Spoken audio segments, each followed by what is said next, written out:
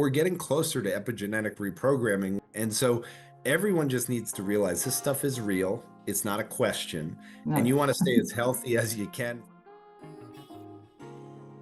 Well, hey everyone, welcome into Pushing the Limits. Today I'm like jumping out of my skin. I've been like preparing for this for a number of weeks. I'm super excited. I've got the amazing Jordi Visser with me today. Jordi, welcome to the show. It's so fantastic to have you. I'm happy to be here, and I've never heard anyone so happy to have me on their show. So it's I, great. I know, like this is so exciting for me. You have no idea. Um, Geordie, you are a macro analyst, a hedge fund manager, 30 years on Wall Street. You've got an incredible career behind you, and now you've got Visser Labs, and you're helping people like me understand the macro world and the AI world and the crypto world and everything like that. And you're also into longevity, which is great because this show is all about health optimization and longevity. So we'll probably go there. But Geordie, in your own words, just yeah, give us the short version of what you've been doing in your career. Mhm. All right. Well, I started on Wall Street in the early 90s. I grew up rather poor. My father was a construction worker, and he just taught me at a very young age a lot of probability-based games, and he played games with me. He did a lot of game theory. He taught me how to handicap horse racing, a whole bunch of things that just kind of probably prepared me for Wall Street, even though I hated school and really didn't particularly like going, and I was bored out of my head. And I started at a firm, Morgan Stanley, which I worked my way up very quickly. I realized that not having, let's say, the best schooling and not really paying attention actually came at a good time because I started at Morgan Stanley just before the internet came out. And I always like to tell people that I got to Morgan Stanley knowing nothing, and they opened up the information age, which meant I could learn. And I'm a very curious person. I spent a lot of time at that time mainly on books, but I always say that I knew at a very early age that books were a waste of time, meaning you got to read and it takes a long time to get the information out. So Morgan Stanley changed my life. I grew up very quickly. I moved to Brazil in 1997. I opened an office for the firm there in my 20s. So I kind of moved up the ladder very quickly in an exponential way. And I realized that the one thing I didn't like to do, which I was good at, but I didn't like to do, is I didn't like to manage people and I didn't like to fire people. And Mm. so if you don't like managing people and firing people, that gets very hard at a Fortune 500 global company where they keep giving you more and more people to manage. So I decided to leave and go down an entrepreneurial path, and I started my own hedge fund. And then eventually, another hedge fund brought on my hedge fund and the entire team. And I managed money there for the next 6 years. And then the person wanted me to manage the firm. So again, I was back in a position of managing people. And last year, the firm shut down, and I decided that rather than go back into the hedge fund world and manage money, I had luckily invested a good amount of money in Bitcoin at a good time and believed that AI was coming in a much, much more disruptive manner than 99% of people on the planet really fully grasp what the changes that are coming in the next 5 years. And so rather than join another fund, which I figured would have to close down eventually as well, I Yeah. decided to just spend more time with crypto. I enjoy the community tremendously. I like the people that are involved in it. I think I've heard some amazing stories. I met you through that connection, Yeah. and there's a lot of other people I've met in there. So now I spend my time really just doing content and getting able to just share my views on things. I'm a deep thinker. I think about a lot of different things. And because of my ability of brainstorming with artificial intelligence every single day, it speeds up my ability to present ideas to people and what people have to understand. And I'll finish off this little monologue to introduce myself so you can keep asking questions. But when I write, I do a lot of writing each week. I do a video and I do a podcast with Anthony Pompliano. And what it's enabled me to do is I guess, impact people more in a way that I didn't expect just by sharing my thoughts. Because people don't seem to think about things maybe as much as I do, and connecting health to happiness, Bitcoin to macro, AI to macro and Bitcoin, and just kind of the where the world is going. And I think at a time when people are consumed with what's going on with politics, what's going on with wars, what's going on with everything. They're caught in a world where they're not able to enjoy life as much as they probably should. So I'm trying to help as whatever little I can. Oh, and There you're you having a massive impact right over here in New Zealand, like on the other end of the planet. And it is like you're able now, like with 30 years experience on Wall Street and managing hedge funds and having all this incredible experience and having a brain that's a pretty unusual brain, from what I've worked out over listening to you and reading everything that you do, is that you connect dots like other people don't see because you know how to read patterns. Obviously, you know how to read all the macro stuff, but you actually think about things on a really, really deep level as well, which has been for me like just like for me, I read a piece from you and it's like a massive reflection time. I'm like, wow, I mean, you're the cause that I started a Substack, for example, because I started reading your Substacks and then I'm like, actually, I want to talk about this too, so I started a little Substack as well. Not that it's going anywhere, not like yours, but it's really a powerful time in history. We're at an exponential shift in history where, we've got everything from AI to robotics to, all these exponential technologies coming on, multi-omics in the longevity space, all of these things that are happening at the same time colliding. And it's causing a lot of people to be fearful because we don't know what's coming at us in the future. And the change is happening more quickly, every day, like, AI. Yep. And I think most people are being left behind. And, I spend a number of hours every day trying to get my head around AI. And I'm still like very, overwhelmed. And I'm sure everyone else is. And we're trying to work it out how to put it into our little businesses and how do we survive this. And also excited because it's it's like having 100 PhDs in my pocket, like I can access things, but most people are still not seeing it as such, right?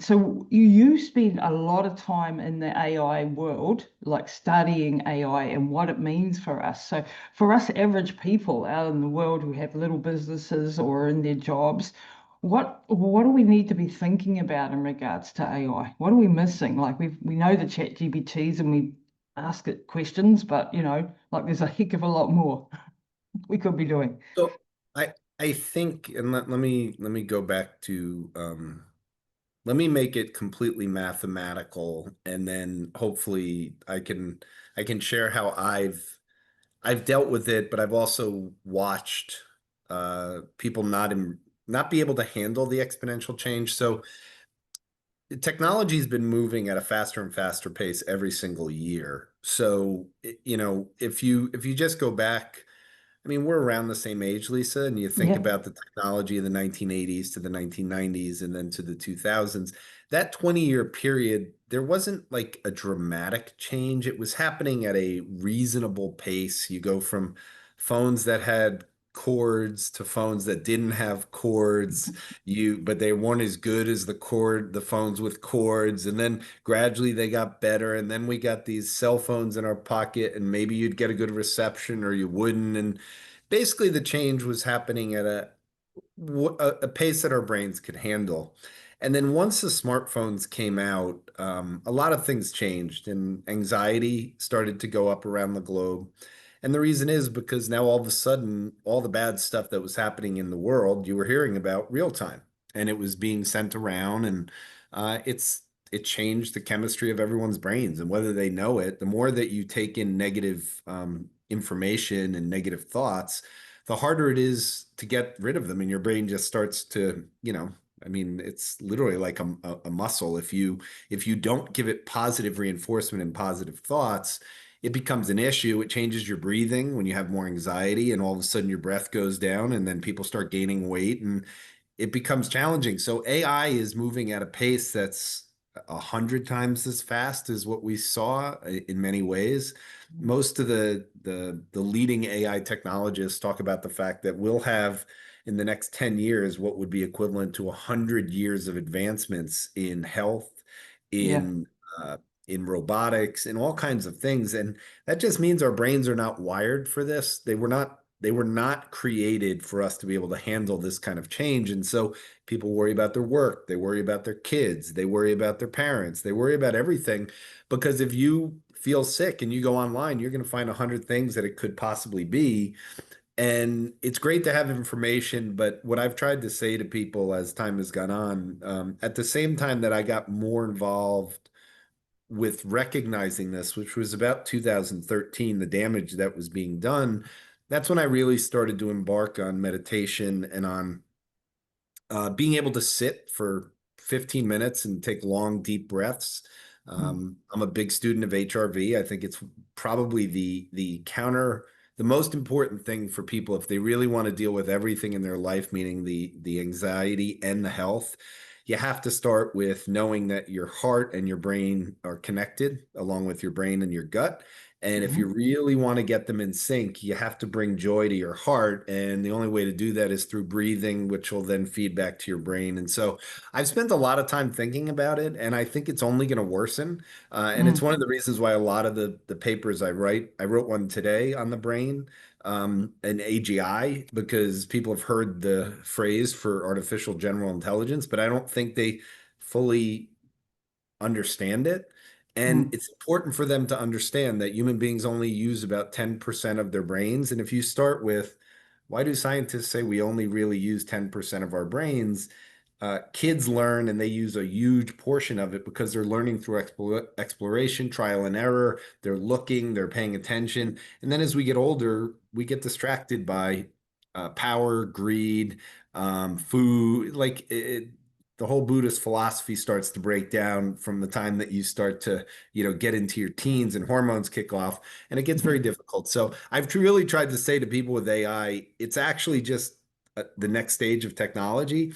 But if you've had trouble with the last stage, which was the smartphone and software, you really need to start focusing on getting your breathing and your brain back in check soon.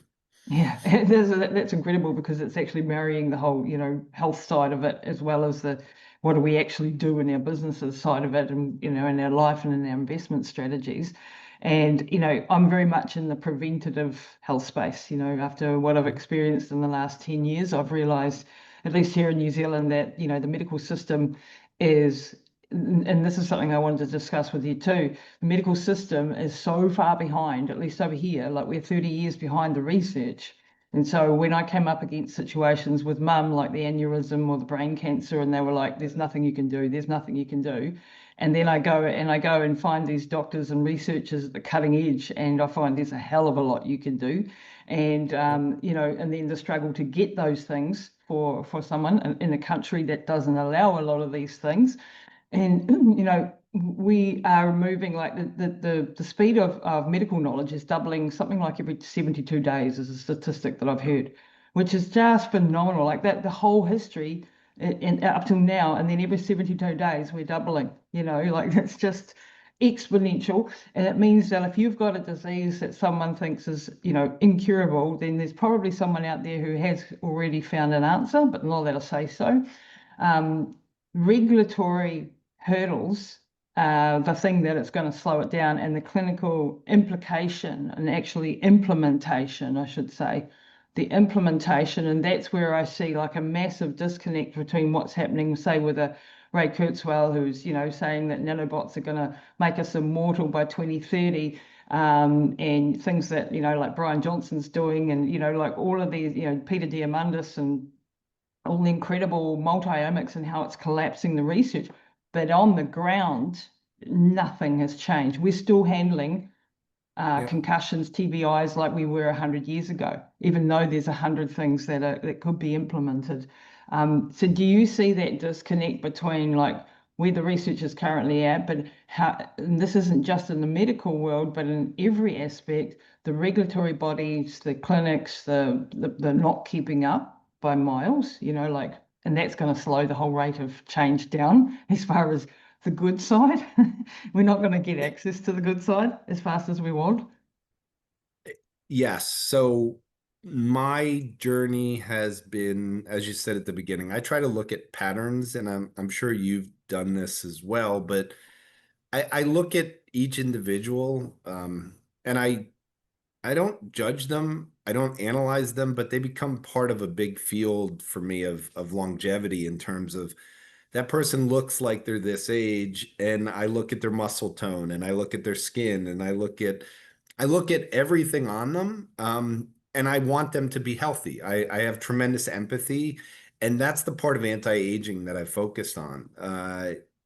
I studied, and I think I sent you, I created an acronym to make sure that I Mm, was thinking about everything that I learned about anti-aging. And so if you can stay the same age for the next 10 years, the technology and the regulations will come down because AI will speed it up.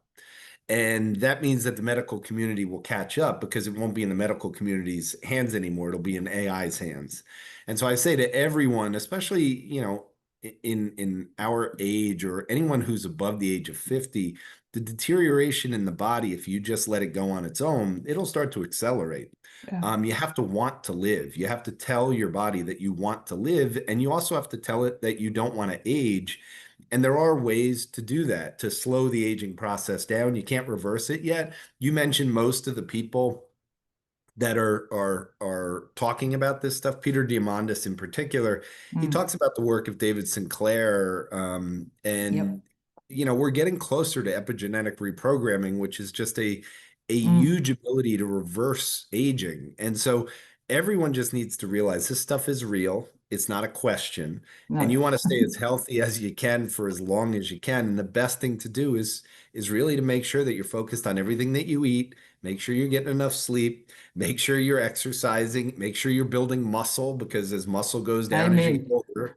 Yes, exactly.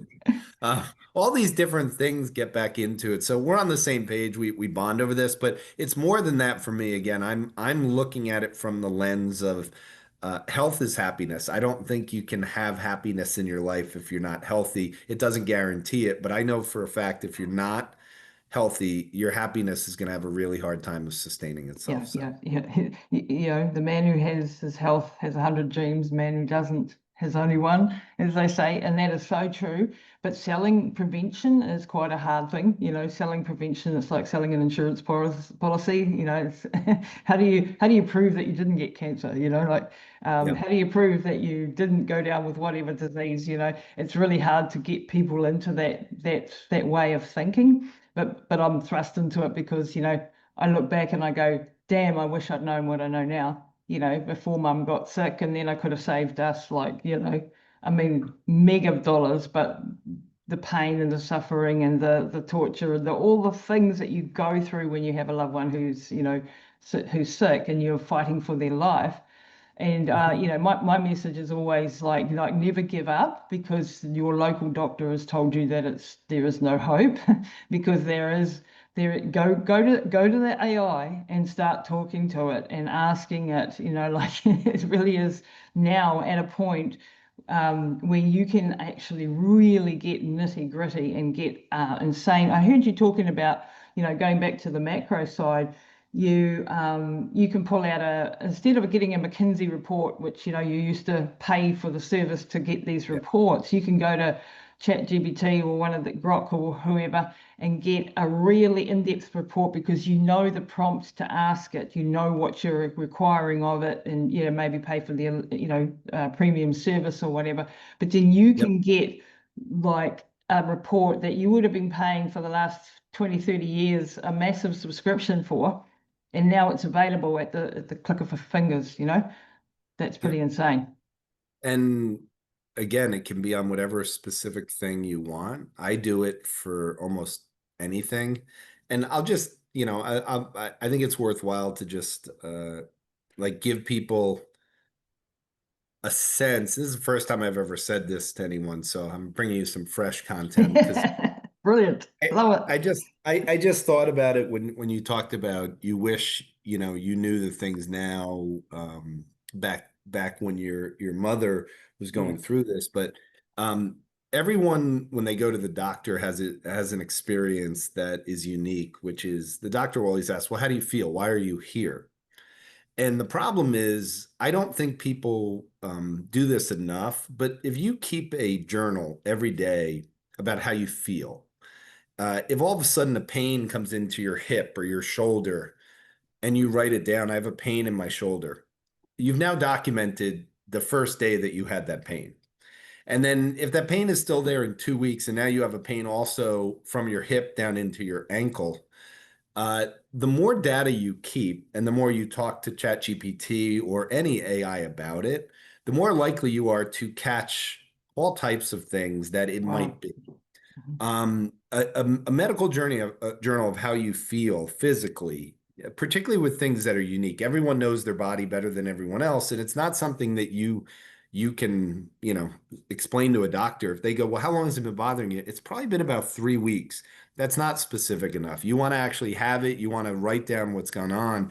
And that again is only for things that pop out of the blue, things that happen. And that way you have a better idea of catching things much earlier. We're going to get to the point where early detection is going to be the Yeah. greatest gift that we get, Yeah. where, Ray talks about nanobots. I had been to Silicon Valley in 2013, and they were talking about, all of us having smart toilets and smart brushes, where every day our Yeah. DNA would be Yeah, I've would read be that one. and we'd know when we had anything. And that isn't here yet. And I don't now I was thinking about it. I don't understand why, but that's all coming way before nanobots.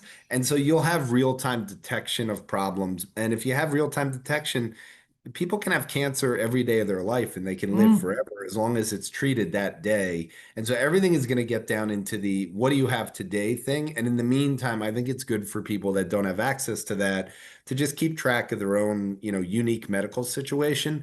And then you can ask the best doctor in the world, because the one thing people don't realize, all the information and knowledge that human beings have consumed, and for the medical community, because they have to eventually put up anything into the internet, it's all there. And It's all ChatGPT there. is a phenomenal diagnostic doctor. It might be the best one in the world already. And you should at Yep. least have a conversation with it on anything medical before you decide either A, to go to the doctor, or you decide not to. You should still have a conversation. Absolutely. I mean, I listened to Michael Saylor yesterday at the Bitcoin conference in his 21 Yeah. ways to wealth or whatever he called it.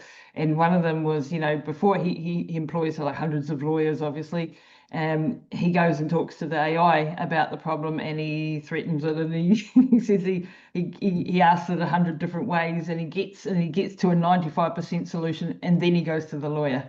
And I was like, and that's how you need to do it for your doctor as well. You need to go and do the research and then take that forward. And if that doctor's not helping you, is to go and find another one if you need to, because we have teleconsulting now, right? For a lot of things, we can Yep. do that. And I'll give you an example. I was deep in doing a course in advanced lipids, like Dr. Dane Goodenow, who's a plasmalogen specialist, who's got a course in understanding plasmalogens and really, really advanced sort of biochemistry Mhm. stuff. And I'm like, deep in the weeds and going, oh my God, I can't keep up with this stuff. And then I had a report done for one of my clients, and I'm like in the middle of the course, I'm not there, right? Not there yet, right? So I thought, well, I'll put it into ChatGPT or one of the things, anonymized, obviously, and it told me exactly what I needed to interpret from the report. And I'm like, what the hell am I doing the course for? Like this gave Exactly. me the top scientist level of what was going on in this guy's body with these advanced, lipid profiles. And I'm like, well, there's no need for me to go now and spend another, 100 days studying this really down in the weeds rabbit hole thing when I could be spending my time on other things, but I have that ability to do that now because that's an extension of my brain, right? Yeah. And I know what to ask it. And I know, like one of your interviews with Raoul Paul, and he said, yeah, but you know what to ask because you've got 30 years worth of experience. You know how to prompt the thing. And yeah, that's true. You do Mhm. need to know your material enough to know what you're asking it, and you need to be specific, like, you know, as Michael Saylor, tell me how I should be thinking about XYZ for my portfolio or whatever, is the case. because then I'm talking to Michael Saylor. All of his stuff that's ever been out on the internet, I'm getting that advice from the person that I, want to learn from. And Yep. that's so powerful. Yeah. It's insane. One thing people should realize with this whole prompt thing, the best prompts to help with the prompts are to basically say, I want you to give me a prompt on solving this problem in the same way that, and pick your favorite, pick Michael Saylor, pick whomever, but describe what you want. Tell them to think like that person. And then you'll end up getting a prompt and then have a template of a bigger prompt and you connect that to it. That's the way that I do all my prompts now. So Wow. I actually let the AI create my prompt for me and then I paste it back in and use the prompt there. So AI Wow. is great Mm. for creating prompts too. You just have to kind of guide it to what you're trying to accomplish. But you don't need to be great at figuring it out. So some of the prompts that I do, particularly the ones that you referenced, I did one today on Brazil. So I'm writing about uh, Brazil as an investment in kind of the The crosshairs rare, yep, of two rare earths structural and trends, the stuff. rare earth minerals for Yeah, sure. yep. So you watched my video over the weekend. Yeah, I did. But also, I go in depth as to why it really fits not just from the rare earth side, but it also fits in from what the White House and the administration is doing here in terms of the trade side, why Brazil kind of fits in the middle, and then historically what happens to Brazil when the dollar is weakening, when there's a demand for commodities. And so to do all these reports, I did one in Grok, I did one in Perplexity, and I did one in OpenAI. I did all three of them and they gave me three different outputs. And then I uploaded them all into ChatGPT and said, take all these, consolidate them, and give me one broad 20-page report, shrink it down. And then I use this. That's the way I kind of consolidate a bunch of ideas from different places. Wow. And what they give you is very different than each other. Mm. So they're different AIs, they're different approaches. And if you ask it again, it'll come up with other reasons. So for anyone who's out there who hasn't really used it, the free ones are more than good at this point. If you can afford $20 a month, they're kind of game changing because you can go through it. But at a minimum, for the free one, OpenAI, you get the ability of having a chat with it. So the way that Siri doesn't work or Alexa doesn't work or whatever you've tried to use in the past, ChatGPT, the voice command, which is free, if you use it with your children, with people sitting around, you just have a conversation with it, it will teach you a lot about how to do different things with it because you can just ask it the question. Yeah, and I mean, you were the one that first put me onto, and actually, you went and analyzed my book or had a conversation with one of the Yep. LLMs about my book, and got the synopsis, like of in a bit of a deeper insight into my story, and I'm like, hell, I've never thought about that before, So so now I've been doing that, right? Getting a whole lot of books explained to me, Yeah. and you get a deeper insight than when you just read it, because you actually you'll be able to ask the questions and it's talking as if it's the author almost, Yeah. like it's really next level.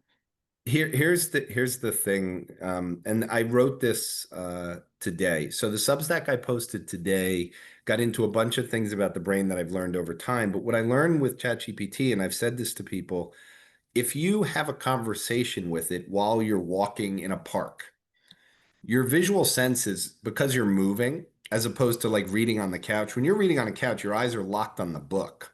When you're having a conversation and you're walking around, that experience, you're more likely to keep the information in your head. So the way that the human brain is much better at remembering things like music and songs is by the experiences that become connected to it. So your emotions get connected to those learning experiences and it makes it more powerful. And that's why people with Alzheimer's can remember songs. They might not remember anything else, but if a song is played, they know all the words Yeah. because it gets deeply embedded into your brain. And so I recommend to everyone if they what Lisa said, I do this all the time. I probably go through 5 to 10 books within a few days now, not reading them, but actually having a conversation. And I may not go super deep on some of them, but it's an ability now to consume a lot of information in a conversational piece. And I'm able to keep the information in my head for longer and then pull it out and connect the dots. And I think that's one of the most powerful things with AI. Yeah, and the movement piece. So when when you do exercise after learning, in any case, so if you Yeah. have a session learning, usually 45 minutes is about where the sweet spot is for the human brain, and then you go out for a run or something like that, you'll consolidate because the adrenaline comes out and the cortisol and things like that come out, and they actually help get Yep. it into the long-term memory, which is another really good trick to do. But going for a walk in the park and moving your eyes and that's also a really good way if you're struggling emotionally, is to walk beside somebody and let your eyes just wander left and right and talk about your emotional experiences or whatever you're going through. You'll have a much better effect than just sitting in an office talking with a psychiatrist or something. I mean, these are little tricks we pick up along the way, right? I want to switch gears a little bit and go into the world of macroeconomics, into what's happening in the world. We have the Trump administration. We have the White House going a completely different direction than the last administration. One of the things that I'm super excited about is that crypto now has a backwind instead of the choke point 2.0, which was really stifling innovation and the whole this part of the world and crypto and Bitcoin. And so this embracing of this has really legitimized this whole asset class. And I've been studying Bitcoin for 5 years. I think I've been in the space now. Made every mistake that there was to make under the sun. Like just complete newbie 5 years ago, and I still feel like I can complete newbie even though we're 5 years in, right? And you'd think like, how can you study Bitcoin for that long? But there's so much to it, not only Bitcoin but the whole crypto space. With Trump coming in and this talks of strategic Bitcoin reserves, and then places like Texas taking it on, and Pakistan over the weekend, now having a strategic. What led you to Bitcoin, and and then how does this whole new administration impact this whole innovation in this technology? Yeah, so I wish I could say I believed in Bitcoin in the way I do today back in 2012, but the Mm. reality is uh, I I'm a contrarian by nature, and I think anytime something seems too Is that easy, why we like each other? yeah, exactly. I just I don't believe in anything I hear, and that's both good and bad. Yeah. But when it came to Bitcoin, I think my views were very similar to most people on Wall Street that I kind of poke poke a stick at now who don't embrace it. Because in the markets in investing, it there was a phrase that was taught to me by an Australian who managed a portfolio when I was very young in Hong Kong, and I came out, and he just said this phrase to me. He said, "It's very easy to lose money. It's very hard to make money." And so whenever I would see my son or someone making money in crypto very easily for no reason other than they put money in, I just doubted that it was anything real. Yeah. But the other problem was it was still very small, which isn't a reason not to be involved in something, but I always figure I can get in later. So it was about 2018 that I really started to do a lot of research, less on Bitcoin and more on the blockchain. Hmm. And that's what I think got me convinced that it was all real. Uh, but there wasn't that moment for me to kind of switch investments from where I was investing into it. But that all happened about the same time it did for you. And I think for most people, which was 2020 Mm. during COVID, Yep. uh, and it was really the fact that the government printing around the globe was so enormous. Mm. And I just at that point started talking. I mean, you didn't know me back then, but I did content for the firm that I worked for. And I was just saying to people, I don't understand why you don't see, like, we can stop any recession. We don't have them, but we are printing so much money that we're going to have inflation. But more importantly, this is the largest debasement you've ever seen, and they're never going to admit what the inflation is. They're never going to calculate it properly. So Bitcoin was already doing well before the markets were doing well. And that's usually a signal to me that I have to pay attention to something more. And then my son kind of, as I've talked about on with Pomp and Raul, he just showed me that there was a reality there, and what I needed to do was learn more. And so I spent probably 24 total hours over the course of about a week with podcasts with Michael Saylor. Mm. He spoke a That'll language I do it. understood. Yeah, That'll do it. he spoke a language I understood, and back then it wasn't as much about the the the inflation part. It was the connection of a dot, which to this day I still don't think he's ever done a great job of explaining. His business was done. And it was done because of not artificial intelligence at the time, but let's just say artificial intelligence, meaning he had a software company and he knew that even though he had $1 billion because of prior success in his treasury, that money was going to be whittled away because of Microsoft and they couldn't compete with them. And he's like, I could have started a new business. I could have tried to come up with new companies that were like startup businesses to compete with Microsoft, but they all would have lost.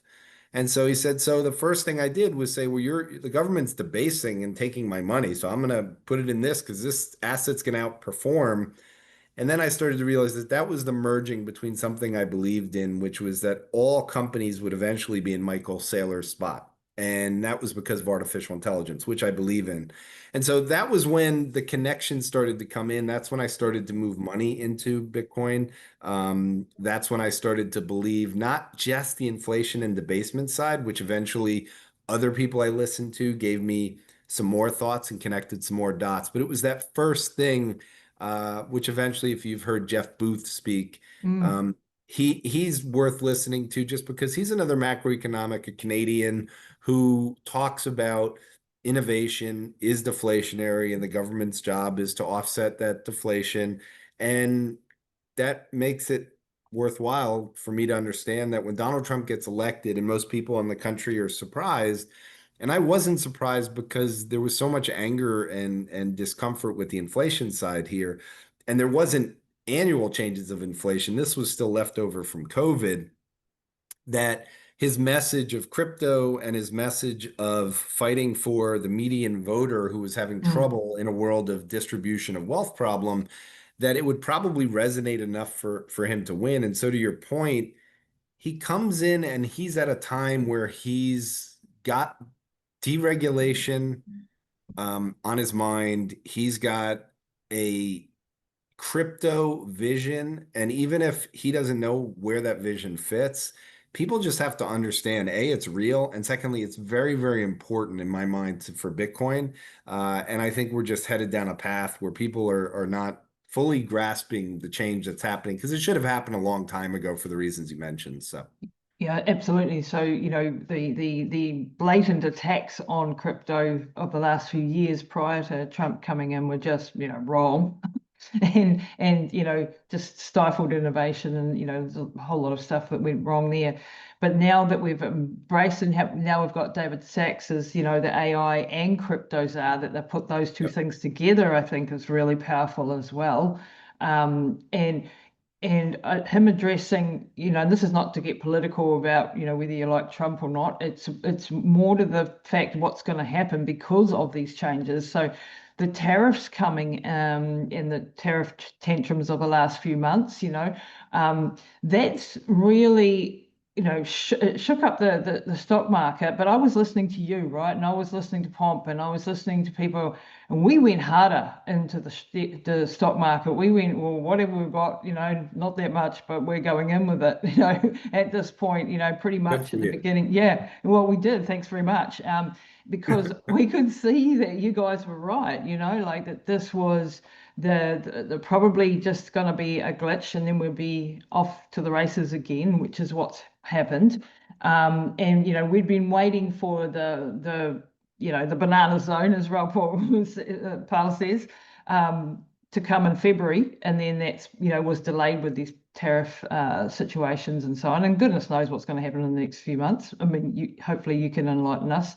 But I'm really excited now because institutional adoption, the stablecoin bill that's going through, Cynthia Lummis and the SBR and all of these things that are now you can talk about it without getting shot down. And just to back step a little bit, we got into this world because in 2020 when COVID hit, and we were one of those people that didn't take the big V, as I like to say, Yep.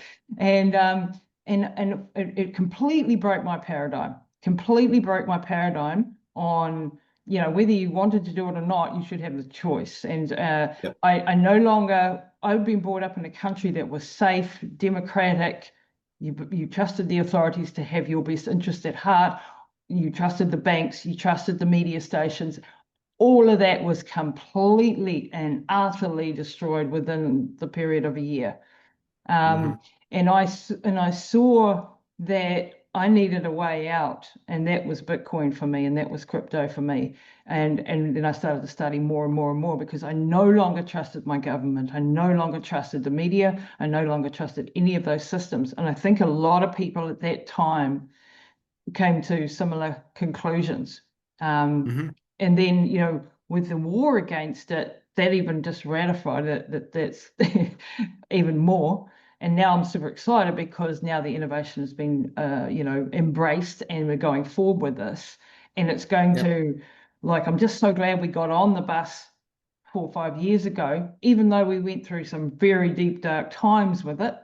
You have to understand with crypto, and if you're listening to this for the first time and you don't even know what the hell Bitcoin does or why anybody would do it, you know, um, can you walk us through that? Why Bitcoin? Why is this so crucial for the future financial structure?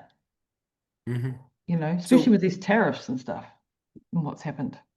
So when people make money and they try to save it, they put it in some kind of instrument that they're hoping that over time it'll provide value for them and it'll go up in value over time. Now, that's just not always the case. There's plenty of investments that don't go higher, or at least haven't gone higher for long periods of time. There's plenty of companies which go out of business.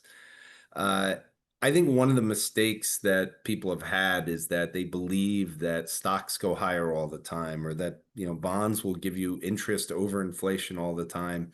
At some point, your story about not trusting either the government or just feeling like you've been lied to, it happens in almost every country, but in particular, again, as people have a smartphone, as they start to realize things, it's much easier to figure out what lies are happening because you have access to information and you're actually getting real stories real time. And so it's much harder to hide information and kind of, go through it. So I think eventually everyone runs into that point where they've lost trust in the government. At the same point, technology has over time displaced a lot of people in jobs.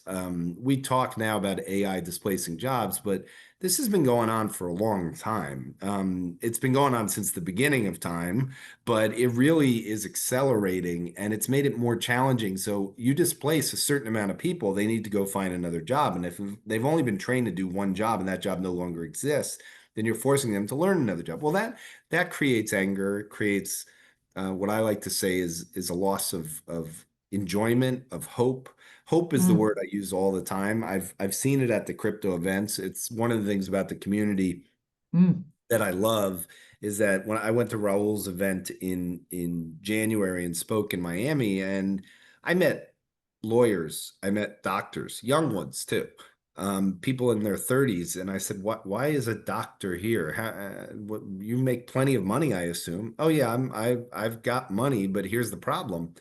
Being a doctor is not the same as what it was. Between the insurance, between everything that's going on, I know exactly how much money I'm going to make every year. There's almost no way to do it. And if I'm if I'm want to make more money, I have to do things I don't believe in. I have to write more prescriptions. I have to, and they start going through the things that challenge their beliefs. And so the people that go to crypto, they're going there for hope. They're going there for entertainment. They're going there for enjoyment.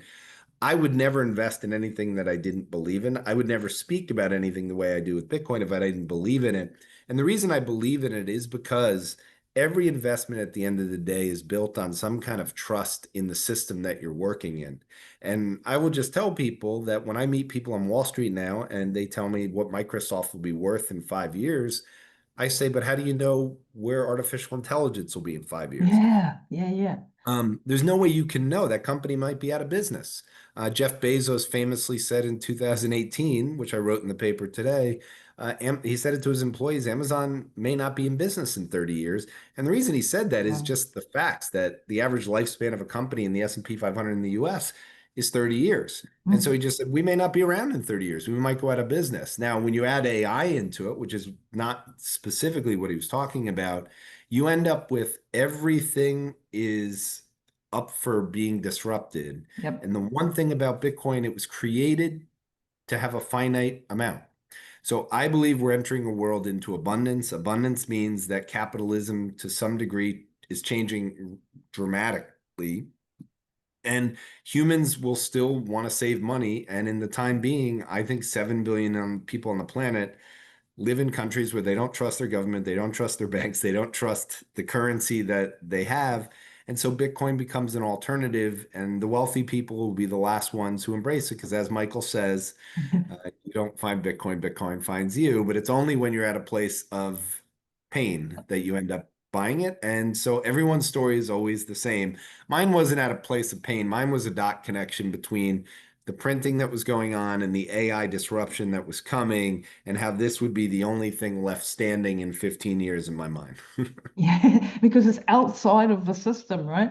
And Yep. there's, will only ever be 21 million. We can discuss there's probably only 15 million because a lot of them are lost as well. So that's a complete finite structure that cannot be broken. And people go, well, it's just digital though. How do I know that it's real? And I'm like, how do you know that your dollar's real? That's just paper and it's debasing it.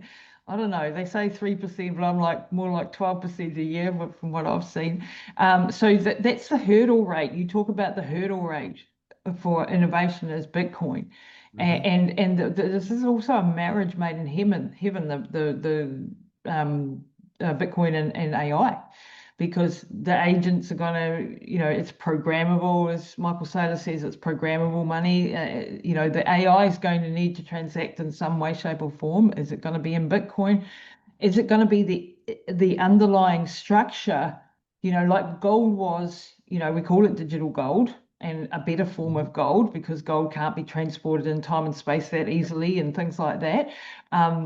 Is this going to be, and has the tariff situation and the breaking of the capital structure, and we're seeing the bond market, all around the world, the bond markets are going higher. As you pointed out yesterday, it's not that bad, but it's going higher. Um, is this going to be a part of the restructuring of the capital that so we're not going to be are we going to be denominated in Bitcoin eventually? Or is it going to be a part of the structure? It's not, you say it's not a currency. Yeah. It's not a Yeah. currency. So since the US has served in the world for the financial system as the global reserve currency, which, so people hear the history. This was a decision made by the world. It wasn't the US, but this came out of World War II. So the British pound had been the global reserve currency, and it had been since the late 1700s through the 1800s, all the way into World War II, and it was backed by gold. So gold was kind of the ability of making sure that countries trusted it as the global reserve. So when the U.S. took over as a global reserve currency in after World War II, that lasted until 1971, where the U.S. and it was backed by gold from 1944 to 1971. The U.S. decided at that point, we're not going to have it back to gold. This is creating too many issues. So just so people understand, I don't view what is going on as Donald Trump's decision. I view this as the American people voted in someone who openly said he wanted to restructure the global trade system, Yeah, that he yeah. was going to use tariffs. And it was American, necessary. Yeah, it was the necessary. American people voted it in, and I think if people around the world look at that and say, well, why would they do that?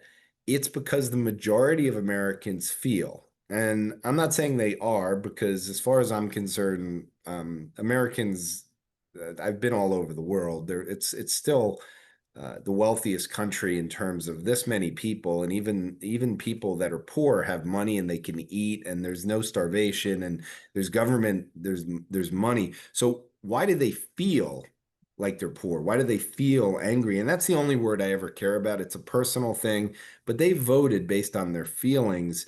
And the problem is that means that the average American and doesn't have as much money as they would like relative to the wealthy people in the country. And since we won't tax the wealthy people, and since we'll do everything else, the only alternative that they came up with was a restructuring of the global trade. And they're doing it in a way that I don't care how you try to do that, it's not going to be, it's only can be disruptive. I don't care Yeah, what in not life you want easy. to change. Yeah, if you change jobs, it's stressful. If you're going to try and change a global system, which has been built now over the last 50 years with computers and everything interconnected, we saw what happened with Lehman Brothers. I just think that Bitcoin is becoming very quickly a realization for a lot of people that it's the capital structure of the future. It's involved in the capital structure. And what I mean by that for people is someone had sent something to me over the weekend after they saw my video and I talked about bit bonds, and they said I would never buy New York City bit bonds. And I sent them about junk bonds and the fact that 50 years ago, there were no junk bonds. Junk bonds was a new creation. The markets create new capital structures, and stable coins is something that is now accepted by everyone. It is the other half of the internet, which people don't realize. When the internet was created, it was great at half of the things, which is exchanging information and interconnecting data and everything like that, but there's still no transactions over it. And No, that's what no, stable coins allow for. And so no. Bitcoin ends up being the destination for the transactions with inside the internet. And it just becomes a store of value. It becomes a place that once people have wallets around the globe, and it's easier to have a wallet, and they have a stable coin, and they're paying for coffee in New York with a stable coin, and they're paying for coffee in Europe with a stable coin, and they're paying for dinner in Brazil with a stable coin, and they realize, oh my gosh, this is global money. I never had this before. I always had to convert my Kiwi into dollars and convert Yeah, everything around the world into different currencies. Now you don't have to do that anymore. You have a global exchange, which really should have happened. So we're entering a world where it's becoming less about countries and more borderless. And it's been going on because that's what the digital economy is. That's what the metaverse is. That's what all these things are. And it's scary to people, but there's just no way to turn it back. It's happening, and the global trade system is archaic. It served its purpose, but now we're getting into a world where a gold-backed world is not an option because no country in the world can be the next global reserve currency. So it won't be Bitcoin, but gradually what will happen is the fiat system will merge into this digital economy. Bitcoin will grow in value. That'll be a representation that more and more people are participating in that world, and the sizes will start to equal. And then over time, more and more people will just look at Bitcoin as the only, the innovation hurdle rate, as I mentioned from the Bitcoin conference. So yeah. I mean, that's gold. And so, people were angry here when Trump put on the tariffs and, like, oh, they're going to, destroyed our yeah. stock market, our portfolios, or we took a haircut, 20% sort of thing. And I was like, yeah, no, this is it's going to come back. We're going to be happy by the end of the year, I'd say. But it is a restructure and there is a lot still going on. And it is like you got to break some eggs to make an omelet. And where we actually head to, you see, you put me onto a book, a guy, Mel Mattison, and I'm reading his book, Kuos, at the moment, and it was quite scary, part way through it. But where I'm going with this is, China has been buying a lot of gold. And I think Mhm. Russia and other places have been buying a lot of gold. Gold's been going up in price. Are they going to try to not have a BRICS currency, but back their whole system with gold and weaken the US dollar that way? Or how am I meant to understand the gold situation that's going on in those sorts of countries? Why are they buying so much gold? They're buying gold because they're not convinced that the US isn't. So, what gold does for countries is it gives them the sovereignty that we see as individuals with Bitcoin. So, what people have to understand is gold is the central bank and the country version of Bitcoin. Uh, they can't really go out and buy Bitcoin the way they would gold. So, for the Chinese, and I think they don't want Bitcoin to go higher because then it destabilizes their government. The US is different in this framework. I think they probably will at some point buy Bitcoin. That would be my guess. Mm, I think they have to get through the stablecoin bills, but I do think at some point Trump will figure out a way. He figures a way to do everything. yeah. Um, but gold has been for you can't fail with gold because people will exchange money for gold. The problem China has is less about the dollar, it's more about other countries trusting the yuan. So other countries would, I mean, there's a reason why China's yuan's not going to be the reserve Reserve currency. currency. These No. countries don't trust them. So the easiest way to bring trust is to say, okay, well, we'll convert Brazilian real with yuan. And when you start getting into bigger sizes with Brazil, then Brazil's like, well, we want gold instead of that. If we're not, we want to have some gold. So I think it has more to do with that fact than it does with anything else. But the dollar should weaken. Based on my view of what they're trying to accomplish, if they're restructuring the global trade order, then every investor around the world should be repatriating money, but in particular out of Asia, which has been funding this whole thing in the US. And so Trump has broken trust with those other countries. Uh, Mm, he doesn't care. He doesn't want the stock market to go down. That's why Anthony and I talked about the fact, and I was emphatic that you cannot have the stock market go down in the US because then you're going to hurt Main Street worse than what you're doing with the restructuring plans that he yep. has. And I think Bitcoin is the way that he's going to try to help people and help himself get reelected. So gold is going to be a part of the system, Lisa, but it's not a restructuring of the global order the way that people thought. It's just that the US doesn't want to hold the reserve currency. It doesn't want to be the police force of the world anymore, mainly because it can't afford to. It doesn't have the money to do that. And it's getting harder and harder to do that. So the only thing I'll just make sure people understand, especially when it comes as you're reading Mel's book, the way that I judge, and Mel included, he's not an AI person. I don't think as a macroeconomic person, I can listen to anyone talk about the future who doesn't fully grasp AI. And that's why whenever I do my videos, I love Russell Napier, but Russell Napier is a historian and he knows Hmm. nothing about Bitcoin and he knows nothing about AI. Mel very seldom brings up Bitcoin other than as a trading vehicle, and he doesn't talk about AI in the way that he should. Profit margins around the globe are going to improve for public companies. So the stock markets are benefiting not from what Trump is doing, they're benefiting from the acceleration of artificial intelligence, which allows companies to use less people in their business, and it means they produce more profits. And as I showed in this week's video, it sounds really bad, but at the end, we're going to have a global labor shortage because we don't have enough people. I didn't include one slide because I didn't think the timing was right. But Elon Musk will publicly say the biggest problem we have in the world is fertility rates. Yeah, We just absolutely. Yeah. we have no Huge. we don't have anybody being born, and so No. you run into problems as a society and as a country if you don't have people being born.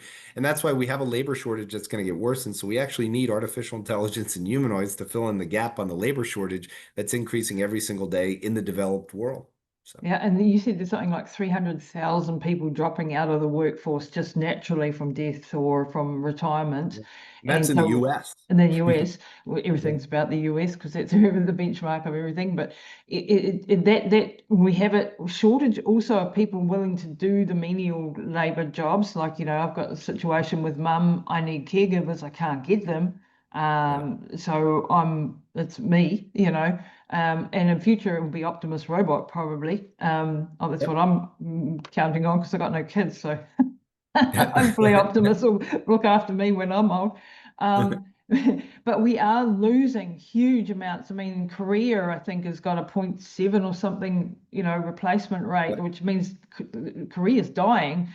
All these Western countries, except India, have got massively aging populations, and we've got a massive problem. This is one of the other things for longevity, the longevity boom that's coming, and the technology that's coming that I'm excited for, because we're going to need to work longer because we're going to be living longer.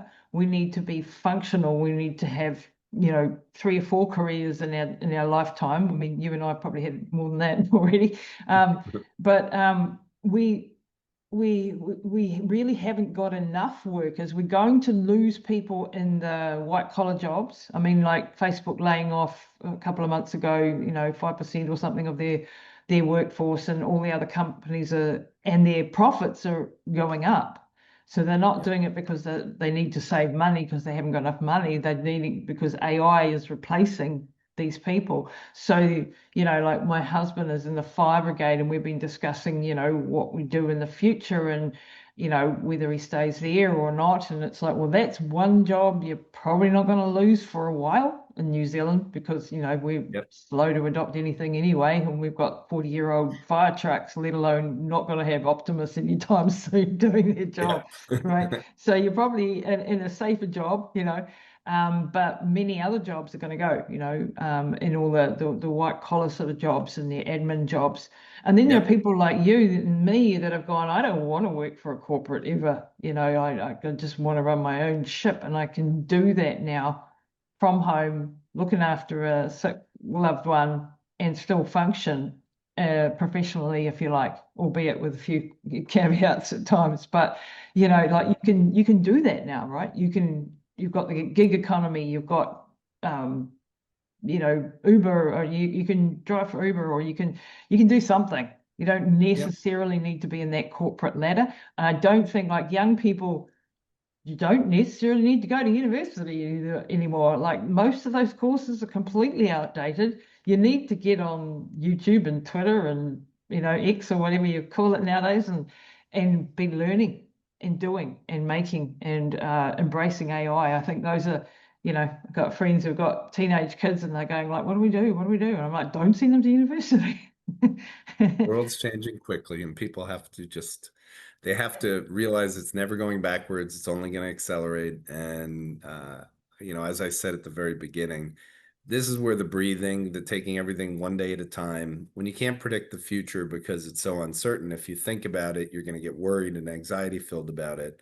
And if you take it day by day, just like whenever you started focusing on anything in life, whether it was with your mother or even if it was just the way that you embraced uh, health and workouts, yeah, if people ask, well, how do I do that? It has to be one day at a time. It can't be I want to lose all this weight in 10 days. It has to be lifestyle No. change. It has to be something that's day by day. And I think the same thing goes with people viewing life right now, whether it's university or whether it's jobs in general. Just take it day by day and make every day better than the previous day. And if you keep doing that, it all ends up in a good spot, particularly when you focus on something as powerful as artificial intelligence. So, Yeah, that's a good place to wrap up, Jordy. But I just wanted to say there was one mantra that sort of sums that up, and that's one that you said, something to the effect of, you need to be able to learn, unlearn, and relearn, and that's the most powerful skill that you can have. And if you're stuck in one particular paradigm, if you're stuck in one particular way of thinking or one model of thinking,